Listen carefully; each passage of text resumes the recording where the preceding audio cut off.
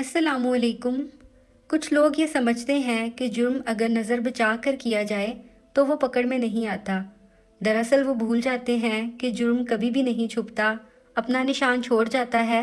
ان لوگوں نے بھی بڑی چالاکی سے پلان بنایا تھا، لیکن ایک دن خود بخود ان کا جرم سامنے آ گیا۔ ناصر صاحب، آپ کو ملک اشرف صاحب بلا رہے ہیں، استقبالیہ گرل نے انٹر کام پر مجھے مطلع کیا۔ میں نے چائے کا آخری گھونٹ حلق میں اتارا اور ملک صاحب کے روم کی طرف چل دیا۔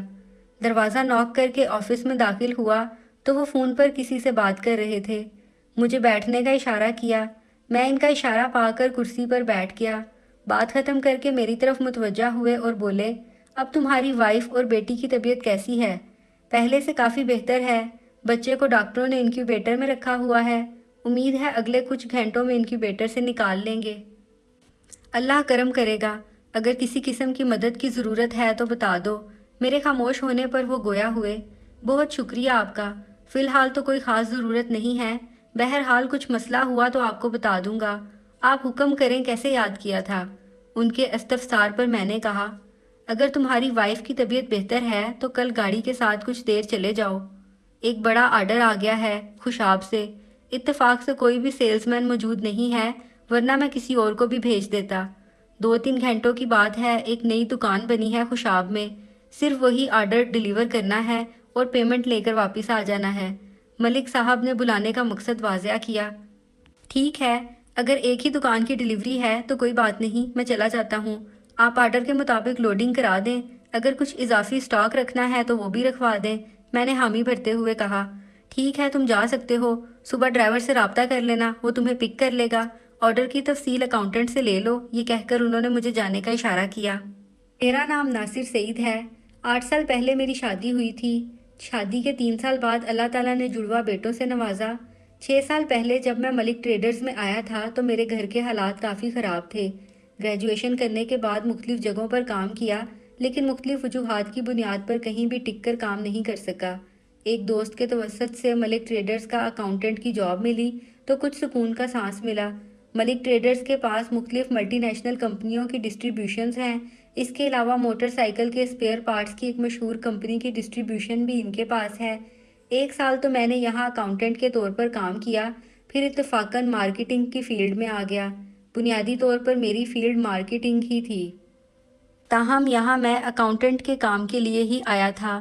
ملک ٹریڈرز کی چھوٹی بڑی 8 گاڑیاں سرگودا ڈویژن کے مختلف اضلاع میں ہفتہ وار آئل اور پارٹس کی سپلائی کے لیے جاتی تھیں۔ جمعرات کو گاڑیوں کی لوڈنگ ہوتی تھی اور ہفتے کو تمام گاڑیاں سپلائی کے لیے نکل جاتی تھیں۔ بدھ کی شام مرحلہ وار ان کی واپسی ہوتی تھی۔ ایک اضافی گاڑی ہمہ وقت گودام میں کھڑی رہتی تھی، جو کسی غیر متوقع آرڈر کی صورت میں استعمال ہوتی تھی۔ میاں والی اور خوشاب کی گاڑی کا سیلز مین بغیر اطلاع نوکری چھوڑ گیا تو ہنگامی طور پر 1 ہفتہ کے لیے مجھے گاڑی کے ساتھ بھیج دیا گیا۔ بدھ کی شام واپسی پہ جب میں نے کیشیئر کو کیش جمع کرائی تو کچھ دیر بعد مجھے ملک بشیر صاحب کا بلاوا آ گیا۔ اس سے پہلے ان سے 1 آدھ بار ہی ملنے کا اتفاق ہوا تھا۔ میں ان کے آفس میں داخل ہوا تو ان کے سامنے میری کیش انوائس پڑی تھی۔ میرے بیٹھتے ہی انہوں نے مجھ سے کہا، یہاں آنے سے پہلے کیا کام کیا کرتے تھے؟ میں نے ایک مشہور ڈسٹریبیوشن کا نام لیا اور کہا، میں وہاں سیلز مین تھا۔ انہوں نے کیش انوائس اٹھائی اور ایک بل نکال کر کہا، ان دونوں پہ تم نے کیا جادو کیا ہے؟ یہ دونوں لگ بھگ پچھلے 2 سال سے رقم دبائے بیٹھے تھے، اسٹاک بھی کہیں اور سے خرید رہے تھے۔ ایک نے تو مکمل ادائیگی کر دی ہے، جبکہ دوسرے نے بھی نصف سے زیادہ بل ادا کر دیا ہے۔ سر، جادو تو کوئی نہیں کیا، پچھلی ڈسٹریبیوشن کی طرف سے ان کے پاس جاتا تھا تو ان کے ساتھ اچھی سلام دعا تھی۔ آج کافی عرصے بعد ان کے پاس کیا تو انہیں کچھ حیرانگی ہوئی۔ آج وہی تعلق کام آیا اور آپ کی رقم بھی مل گئی اور انہوں نے یقین دلایا ہے کہ اگلی بار اسٹاک بھی ہم سے ہی خریدیں گے۔ گڈ، بہت خوب۔ میری وضاحت کے جواب میں وہ ستائشی لہجے میں بولے، اب تم مستقل گاڑی کے ساتھ جاؤ گے، آج سے تمہاری تنخواہ 25,000 ماہوار ہوگی اور ساتھ میں ملٹی نیشنل آئل پر -25%، جبکہ لوکل آئل پر 1% کمیشن بھی ملے گا۔ مجھے امید ہے تم اختر سابقہ سیلز مین سے بھی زیادہ لگن اور محنت سے کام کرو گے اور اس کا تمہیں صلہ بھی بہتر ملے گا۔ اور اس طرح میں مارکیٹنگ کی فیلڈ میں آ گیا۔ ملک اشرف ایک اچھی طبیعت کے کاروباری شخص ثابت ہوئے، ہر ممکن اپنے سٹاف کا خیال رکھتے تھے، چھوٹی بڑی دونوں عیدوں پر ایک تنخواہ اضافی دیتے تھے۔ اس کے علاوہ بھی ہر دکھ سکھ میں مدد کیا کرتے تھے۔ اس سے پہلے مجھے صرف 18,000 تنخواہ مل رہی تھی اور کام بھی کافی خشک اور بوریت والا تھا۔ گاڑی کے ساتھ جانے کی وجہ سے آرام سے 25,000 ماہانہ کمانے لگا۔ یوں زندگی بڑے آرام سے گزرنے لگی تھی۔ بچے اچھے اسکولوں میں پڑھ رہے تھے۔ 1 سال پہلے میری وائف پھر امید سے ہوئی تو روٹین کے چیک اپ کے بعد ڈاکٹر نے وائف کو مکمل بیڈ ریسٹ کا حکم دیا۔ جہاں تک ممکن ہو سکا اس نے آرام بھی کیا۔ میں نے بھی ہر ممکن اس کا خیال رکھا، لیکن 8ویں مہینے کچھ پیچیدگی ہو گئی۔ ڈاکٹر کو چیک اپ کروایا تو اس نے کہا کہ آپریشن ہوگا۔ بچے کے چانس بہت کم ہیں، اگر دیر کی تو آپ کی وائف کی جان کو بھی خطرہ ہو سکتا ہے۔ میں نے ہنگامی طور پر آفس سے 1 ہفتے کی چھٹی لی اور وائف کو ہسپتال میں داخل کرا دیا۔ ہفتے کی شام کو آپریشن ہوا اور اللہ نے بیٹی کی رحمت سے نوازا۔ پیدائش کے فوراً بعد ڈاکٹر نے بچے کو انکیوبیٹر میں منتقل کر دیا۔ اتوار کی شام آپریٹر نے مجھے کال کی اور آفس آنے کے لیے کہا۔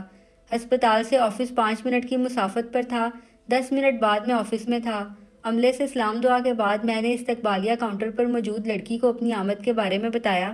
اس نے پہلے میری بیگم اور بیٹی کی خیریت دریافت کی اور میرے لیے چائے بھی منگوا لی۔ چائے کے ساتھ ساتھ میں اسے بیٹی کی حالت کے بارے میں بھی بتاتا جا رہا تھا۔ اسی دوران اس نے ملک صاحب کو میری آمد کے بارے میں بھی بتا دیا۔ کچھ دیر بعد ملک صاحب نے انٹر کام پر مجھے اندر آنے کے لیے کہا۔ ملک صاحب کے آفس سے میں سیدھا اکاؤنٹنٹ کے کمرے میں آ گیا اور وہاں سے آرڈر کی تفصیلات وصول کیں۔ کم و بیش 9 لاکھ مالیت کے آرڈر پر 5,000 سے زائد کمیشن بنتی تھی۔ اگر سب معاملات روٹین کے مطابق سر انجام پاتے تو 2 گھنٹے میں ہماری واپسی ہو جاتی۔ اکاؤنٹنٹ کے پاس ہی میری ڈرائیور یونس سے بھی ملاقات ہو گئی۔ یونس کو ہی صبح میرے ساتھ جانا تھا۔ صبح 9 بجے کا ٹائم یونس کے ساتھ طے کر کے میں واپس ہسپتال آ گیا۔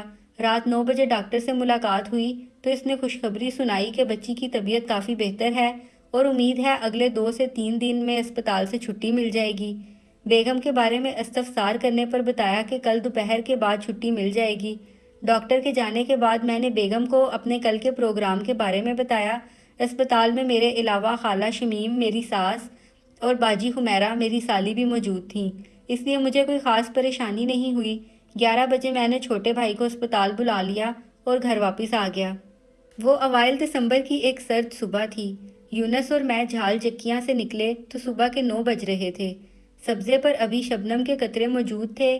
گاڑی کے شیشے بند تھے۔ ہیٹر کی وجہ سے گاڑی کا ماحول کافی خوشگوار تھا۔ میں نے موبائل کو گاڑی کے ڈیک کے ساتھ منسلک کیا اور منی بیگم اپنی مدھر آواز میں سر بکھیرنے لگی۔ شاہ پور تک ہم درمیانی رفتار سے سفر کرتے رہے، تاہم اس کے بعد 10 منٹ میں خوشاب پہنچ گئے۔ کسٹمر سے فون پر رابطہ کیا اور دکان کے بارے میں دریافت کیا۔ یونس کو میں نے گاڑی راولپنڈی روڈ کی طرف موڑنے کا کہا۔ پی ایس او کے پمپ کے پاس ہماری مطلوبہ دکان تھی۔ مطلوبہ پتے پر پہنچے تو دکان میں 2 کارپینٹر لکڑی کے ریکس بنانے میں مصروف تھے اور ایک آدمی ان کو ہدایت دے رہا تھا۔ جیسے ہی ہماری گاڑی دکان کے سامنے رکی، وہ آدمی باہر نکل آیا اور کہا، آپ یقیناً ناصر صاحب ہیں۔ میں نے اسبات میں سر ہلایا اور ہاتھ مصافحہ کے لیے بڑھا دیا۔ میرا نام ملک فروخ ہے اور یہ دکان میں ہی بنا رہا ہوں۔ امید ہے جمعرات تک ریکس اور الماریوں وغیرہ کا کام ختم ہو جائے گا اور جمعے کو باقاعدہ ہم دکان کا افتتاح کریں گے۔ اسی دوران ہم دکان میں داخل ہو گئے۔ ملک فروخ نے ہمیں بیٹھنے کے لیے کرسیاں پیش کیں اور ساتھ ہی فون پر کسی کو چائے کے لیے بھی کہہ دیا۔ ملک صاحب، آپ اسٹاک کہاں رکھیں گے؟ یہاں تو بھی کام ہو رہا ہے۔ میرے سوال پر ملک فروخ نے جواب دیا، اسٹاک رکھنے کے لیے پچھلی گلی میں ہم نے ایک گودام کرائے پر لے لیا ہے۔ یہاں صرف ریکس میں ڈسپلے ہوگا یا پھر ضرورت کے مطابق ہر کمپنی کے 2 کارٹن پڑے ہوں گے۔ چائے پینے کے بعد یونس نے اسٹاک اتارنے کے بارے میں دریافت کیا۔ ملک فروخ نے مجھے اپنے پیچھے آنے کا اشارہ کیا۔ یونس اور میں اس کے ساتھ پیدل چلنے لگے۔ 200 میٹر چلنے کے بعد ہم ایک نسبتاً تنگ گلی میں داخل ہو گئے۔ چند قدم مزید چلنے کے بعد ہم ایک 10 مرلہ عمارت کے سامنے تھے۔ ملک فروخ نے جیب سے چابی نکالی اور عمارت کا مرکزی گیٹ کھول دیا۔ یہ ایک رہائشی مکان تھا جس کو گودام کے لیے استعمال کیا جا رہا تھا۔ دائیں بائیں 2 کمرے تھے جن کے درمیان ایک ہال نما کمرہ تھا۔ ہال کے سامنے ایک برآمدہ اور اس کے سامنے کھلا صحن تھا۔ کمروں میں قطار در قطار لکڑی کے پائلٹ، لکڑی کے بنے ہوئے 4x4 فٹ کے تختے جن پر آئل کے کارٹن رکھتے ہیں، رکھے ہوئے تھے۔ بطور گودام استعمال کے لیے یہ ایک آئیڈیل مکان تھا۔ یہاں اسٹاک اتارنا ہے، آپ گاڑی منگوا لیں، میں لیبر کو کال کرتا ہوں۔ یہ کہہ کر ملک فروخ فون پر مصروف ہو گیا۔ میں نے یونس کو گاڑی لانے کے لیے کہا۔ یونس کے جانے کے بعد میں ایک بار پھر مکان کے معائنے میں مصروف ہو گیا۔ ہارن کی آواز پر میں اور یونس دونوں باہر آ گئے۔ یونس نے کمال مہارت سے گاڑی کو ریورس کیا اور اندر لے آیا۔ گاڑی رکتے ہی لیبر کے 3 بندے مزید وہاں آ گئے۔ ملک فروخ نے انہیں ان لوڈنگ کے بارے میں ہدایات دیں۔ مزدوروں نے ان لوڈنگ شروع کر دی۔ ہم صحن میں ہی کرسیاں ڈال کر دھوپ سینکنے لگے۔ اسی دوران ملک فروخ مجھے اپنے مستقبل کے پروگرام کے بارے میں بتاتا جا رہا تھا۔ میں حسب توفیق اسے مشوروں سے بھی نواز رہا تھا۔ ملک فروخ نے مجھے بھی افتتاح کی دعوت دی جو میں نے قبول کر لی۔ لگ بھگ آدھے گھنٹے میں مزدوروں نے گاڑی خالی کر ڈالی۔ سارا سامان ترتیب سے رکھ دیا گیا۔ لیبر کو مزدوری ادا کرنے کے بعد ملک فروخ نے مجھ سے کہا، آئیے دکان پر چلتے ہیں، رقم آتی ہی ہوگی۔ یونس گاڑی لے کر اور میں پیدل ملک کے ہمراہ ہی دکان کی طرف چل پڑا۔ دکان پر پہنچتے ہی ملک نے ایک بار پھر چائے کے لیے فون کر دیا۔ چائے آتے ہی ملک نے کسی سے فون پر رقم کے بارے میں استفسار کیا۔ فون بند کرنے کے بعد ایک بار پھر ہم باتوں میں مشغول ہو گئے۔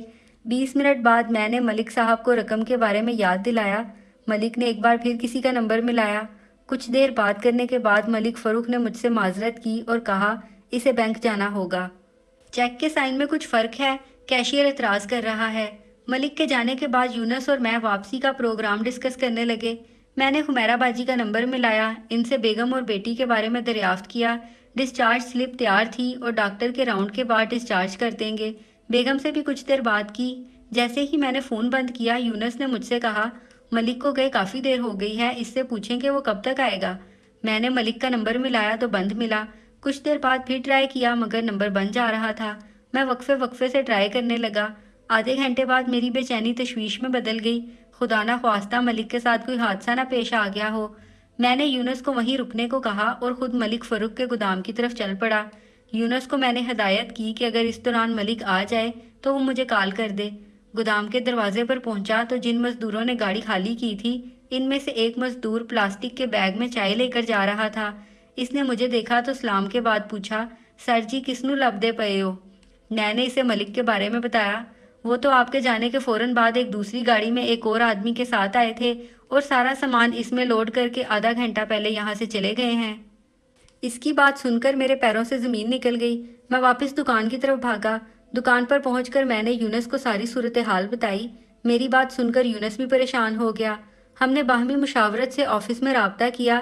ملک اشرف صاحب سے رابطہ ہوا تو میں نے انہیں سارا ماجرا سنا دیا۔ ملک صاحب نے مجھے وہیں رکنے کو کہا۔ آدھے گھنٹے بعد ملک صاحب خوشاب میں تھے۔ میں نے ایک بار پھر انہیں سارا قصہ سنا دیا۔ ملک صاحب نے وہیں بیٹھے بیٹھے اپنے کسی جاننے والے کو فون کیا جو پولیس میں کسی بااختیار پوسٹ پر فائز تھے۔ 10 منٹ بعد متعلقہ تھانے کا SHO اور ایک ASI اور 3 کانسٹیبلوں کے ہمراہ موقع پر موجود تھا۔ ایک بار پھر وہی قصہ مجھے سنانا پڑا۔ SHO نے کارپینٹروں سے دکان اور ملک فروخ کے بارے میں پوچھا۔ کارپینٹر کو بھی معاملے کی نزاکت کا احساس ہو چکا تھا اور وہ کام چھوڑ کر بیٹھے تھے۔ ایک کاریگر نے بتایا کہ دکان کرائے کی ہے اور وہ مالک دکان کو جانتا ہے۔ SHO نے اپنے کانسٹیبل کے ہمراہ کاریگر کو روانہ کیا کہ وہ مالک کو بلا لائے۔ 15 منٹ بعد مالک دکان پریشان حالت میں دکان میں آ گیا۔ SHO نے جاوید مالک دکان سے ملک فروخ کے بارے میں دریافت کیا۔ اس سے پہلے SHO نے اسے معاملے کی نزاکت کے بارے میں بتا دیا۔ جاوید کے مطابق ایک ہفتہ قبل ملک فروخ ایک پراپرٹی ڈیلر کے توسط سے جاوید سے ملا۔ جاوید کی دکان چند دن پہلے خالی ہوئی تھی اور وہ اسے کرائے پر اٹھانے کا خواہاں تھا، مگر مارکیٹ سے کرایہ زیادہ ہونے کی وجہ سے جو بھی آتا دوبارہ یہاں کا رخ نہ کرتا۔ ملک فروخ نے جاوید کی دکان منہ مانگے کرائے پر لینے پر رضامندی ظاہر کی، مگر ساتھ شرط رکھی کہ وہ اپنا مکان بھی اسے کرائے پر دے۔ جاوید نے مکان کا کرایہ بھی 3000 زیادہ بتایا، جسے فروخ نے بلا جھجک منظور کر لیا۔ طے شدہ معاملات کے مطابق جاوید جمعہ والے دن شام کو دکان و مکان کا قبضہ ملک فروخ کو دے دیتا اور منگل کے دن فروخ جاوید کے ساتھ ایگریمنٹ سائن کر لیتا۔ ایگریمنٹ منگل کو سائن کرنے کی وجہ فروخ نے اپنے قومی شناختی کارڈ کی عدم دستیابی بیان کی جو ایکسپائر ہو چکا تھا اور تجدید ہونے کے لیے نادرا کے پاس جمع تھا۔ تاہم کام پکا کرتے ہوئے جاوید نے فروخ سے 20,000 روپے بیانے کی مد میں وصول کر لیے، اس شرط کے ساتھ کہ اگر کوئی فریق اپنے بیان سے مکر جائے تو فریق ثانی اس کا بیانہ واپس کرنے کا پابند نہیں ہوگا۔ ایجنٹ کو بھی مطلوبہ کمیشن اسی دن ادا کی جائے گی۔ ان شرائط کے ساتھ جاوید نے فروخ کو دکان و مکان کا قبضہ دے دیا۔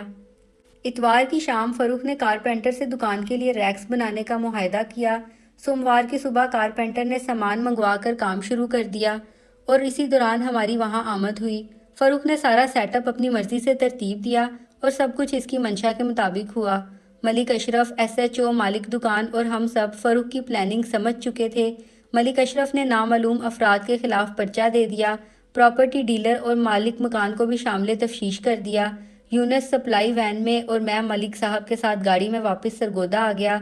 मलिक साहब ने मुझे अस्पताल के दरवाजे पर उतारा और कहा, परेशान होने की ज़रूरत नहीं, मैंने कभी किसी का हक नहीं खाया और मुझे उम्मीद है कोई मेरा हक भी नहीं खा सकता। तुम्हारी जगह मैं भी होता तो इनके धोखे में आ जाता, क्योंकि इनकी प्लानिंग ही ऐसी थी। ये कहकर वो रवाना हो गए। अस्पताल में दाखिल हुआ तो 4 बजने वाले थे। बाजी हुमैरा ने देर होने पर डांट पिलाई। मैंने इन्हें देर होने की वजह बताई तो वो परेशान हो गईं। ताहम मेरे तसल्ली देने पर इनकी परेशानी कम हो गई। अस्पताल से छुट्टी हो चुकी थी। खाला शमीम के अलावा हम सब वापस आ गए। खाला शमीम बेटी की देखभाल के लिए अस्पताल में ही थीं। रात को वो वापस आ जाती और बाजी हुमैरा अस्पताल रुक जाती। जुमेरात को डॉक्टरों ने रामीन बेटी को भी डिस्चार्ज कर दिया। जुम्मे को मुकामी छुट्टी होती है और हफ्ते को मैंने दोबारा से ड्यूटी ज्वाइन कर ली। ऑफिस जाते ही मैंने सबसे पहले मलिक अशरफ साहब से मुलाकात की। आधे घंटे की नशिस्त में उन्होंने कारोबारी उमूर की ऊंच नीच बयान की। जाते वक्त मैंने इनसे चंद डॉक्यूमेंट्स तलब किए जो उन्होंने थोड़ी पसो पेश के बाद मुझे दे दिए। मैं इनसे हाथ मिलाकर बाहर निकल आया। इस वाक़े को 1 साल होने वाला था। पुलिस ने ऊपर से दबाव की वजह से 1-2 माह तो खूब तफ्तीश की थी। जब भी कोई डकैत या नौसरबाज पकड़ा जाता, थाने से मेरा बुलावा आ जाता, मगर आहिस्ता आहिस्ता इसमें कमी आती गई। पिछले 6 माह से पुलिस की तरफ से कोई बुलावा नहीं आया था। मलिक अशरफ भी इस वाक़े को फरामोश कर चुके थे, मगर मेरे जहन पर यह रोज़े अव्वल की तरह रोशन था। एक खलिश थी जो दिल ही दिल में बेचैन किए रखती थी। गाड़ी तैयार है, कब तक रवानगी है? यूनस ने मुझे आवाज़ दी तो मैं ख्यालों से बाहर आ गया। आज हमारा भक्कर का प्रोग्राम था। 5 दिन पर मुश्तमिल इस रूट में हम खुशाब से शुरुआत करते और भक्कर पहुंच जाते। वहां से हमारी वापसी शुरू हो जाती जो बरास्ता मियाँ वाली से सरगोदा होती। गंदम की बुवाई की वजह से इन दिनों सीज़न अरूज पर था। पिछले टूर की निस्बत इस बार दुगना सेल हुई थी। मियाँ वाली से निकले तो गाड़ी तकरीबन खाली थी। गिनती के चंद कार्टन पड़े थे। कायदाबाद में सिर्फ एक दुकान बाकी थी। यूनस ने कहा, देर हो जाएगी, इसे अगले हफ्ते देख लेंगे, अभी स्टॉक भी पूरा नहीं है। 5 मिनट की तो बात है, तुम गाड़ी में ही बैठो, अगर कोई ऑर्डर निकला तो मैं तुम्हें मिस कॉल कर दूंगा, तुम आ जाना। ये कहकर मैं गाड़ी से उतर गया। गौरी ट्रेडर्स नामी ये दुकान कायदाबाद की सबसे मशहूर व मारूफ दुकान थी, मगर लेन देन के मामले में इनका वक़ार अच्छा नहीं था। 2 साल पहले तक इन्हें क्रेडिट पर भी स्टॉक दिया जाता था, मगर मुसलसल ताख़ीर से अदायगियों पर इनका क्रेडिट बंद कर दिया गया है। दुकान में दाखिल होते ही मेरी नज़र दुकान के मालिक अमजद गौरी पर पड़ी, जो अपने भारी भरकम वजूद के साथ कुर्सी में धंसा हुआ था। सलाम दुआ के बाद मैंने गौरी से आर्डर के बारे में पूछा। अभी पेमेंट नहीं है, अगले हफ्ते तक अगर उधार कर सकते हो तो माल उतार दो। उन्होंने कहा, माफ़ी चाहता हूँ, मलिक साहब की तरफ से उधार सख्ती से बंद है। मैंने कोरा जवाब दिया। अमजद गौरी का मुंह बन गया। मैं हाथ मिलाकर बाहर निकलने लगा तो दरवाजे के पास पड़े चंद कार्टनों पर मेरी नज़र पड़ी। मैं ज़रा सा ठटका और जेब से मोबाइल निकाला। अमजद गौरी फ़ोन पर किसी के साथ मसरूफ़ था। मैंने मोबाइल का कैमरा ऑन करके जल्दी जल्दी 3-4 तस्वीर बना डाली। बाहर निकलते ही मैंने तस्वीरों को गौर से देखा। गो कि इनका रिजल्ट कुछ अच्छा न था, मगर मेरा मकसद पूरा हो गया था। गाड़ी में बैठते ही यूनस ने गाड़ी स्टार्ट की। कुछ दूर जाकर मैंने यूनस को गाड़ी रोकने का इशारा किया। गाड़ी रुकते ही मैंने डैशबोर्ड में पड़े कागजात निकाले और इनका मुआयना शुरू कर दिया। एक हाथ में कागजात और दूसरे हाथ में मोबाइल थामे मेरे दिल की धड़कनें बेतरतीब थीं। कामयाबी और नाकामी का ख्याल मेरे दिल को बेचैन कर रहा था। वो मारा, मैंने जोश से नारा लगाया। यूनस हैरान परेशान मेरा मुंह देखने लगा। नासिर भाई, क्या हुआ, खैरियत तो है? अभी बताता हूँ, मैंने कहा और फ़ोन पर नंबर डायल करने लगा। फ़ोन बंद करके मैंने कैश यूनस के हवाले की और इसे सारी बात तफसील से बताई। यूनस को खुदा हाफिज कहकर मैं नज़दीकी होटल में जाकर बैठ गया। अगला 1.5 घंटा मेरा बेचैनी में गुजरा। इस दौरान मेरा राब्ता मुसलसल मलिक अशरफ साहब से रहा। जैसे ही गाड़ी होटल के सामने रुकी, मैं जल्दी से बाहर आ गया। मलिक साहब के साथ खुशाब थाने का एसएचओ भी था। सलाम दुआ के बाद मैं गाड़ी में ही बैठ गया। गाड़ी में बैठते ही मैंने जेब से कागजात निकाले और मोबाइल में महफूज तस्वीर दिखाई। تصویر اور کاغذات میں قدر مشترک دیکھ کر ملک صاحب نے معنی خیز نگاہوں سے ایس ایچ او کی طرف دیکھا۔ اگلے 10 منٹ میں ایس ایچ او اور ملک صاحب کے درمیان بھرپور مشاورت ہوئی۔ آدھے گھنٹے بعد قائد آباد تھانے کی پولیس وین ہوٹل کے سامنے آ رکی۔ ایس ایچ او نے ملک صاحب کو اشارہ کیا اور جا کر وین میں بیٹھ گیا۔ ملک صاحب نے گاڑی کا رخ گوری ٹریڈرز کی جانب موڑ دیا۔ امجد گوری اور عملے کے 3 افراد دکان بند کرنے کی تیاریوں میں مصروف تھے۔ ہمیں دیکھ کر امجد گوری ٹھٹکا۔ ہمارے پیچھے پولیس وین دیکھ کر امجد گوری کا رنگ اڑ گیا۔ پولیس والوں کے اندر داخل ہوتے ہی امجد گوری نے فون کی طرف ہاتھ بڑھایا، مگر ایس ایچ او نے فون اس کے ہاتھ سے لے لیا۔ تھانے جا کر جسے دل چاہے فون کرنا، میں تمہیں ملک ٹریڈرز کے ساتھ فراڈ اور دھوکہ دہی کے الزام میں گرفتار کرتا ہوں۔ اگلا دن بہت ہنگامہ خیز تھا۔ امجد گوری فراڈ کے کیس میں حوالات میں بند تھا۔